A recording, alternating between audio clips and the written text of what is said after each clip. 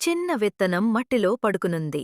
అది చీకటిని చూసి భయపడి తాను చాలా చిన్నదని అనుకుంది. నేను పెరగలేను అని అది బాధగా చెప్పుకుంది. తెలివైన సూర్యుడు అది విని ముద్దుగా నవ్వాడు. ఓపికగా ఉండు అని సూర్యుడు వెలుగునిచ్చాడు.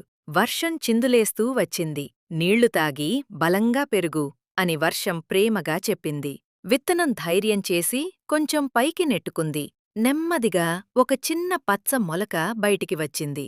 గాలి దాన్ని ఊపింది, కాని మొలక బలంగా నిలబెట్టుకుంది. నేననుకున్నదానికంటే బలంగా ఉన్నాను అని మొలక అనుకుంది. ప్రతిరోజూ అది ఇంకా కొంచెం ఎత్తుగా పెరిగింది. తన ఆకులను ఆకాశం వైపు విప్పింది. రంగురంగుల సీతాకోకచిలుకలు దాని దగ్గరకు వచ్చాయి. పిల్లలు దాని పచ్చని ఆకులను చూసి ఆనందించారు. ఆ చిన్న విత్తనం అందమైన పువ్వుగా మారింది. ఇక అది చిన్నదని లేదా భయపడాల్సిన అవసరం లేదు. పెరగడానికి సమయం మరియు ధైర్యం కావాలని అది తెలుసుకుంది. ఆ పువ్వు వల్ల తోట ఇంకా అందంగా మారింది. ఆ చిన్న విత్తనం తనమీద నమ్మకం పెట్టుకోవడం నేర్చుకుంది.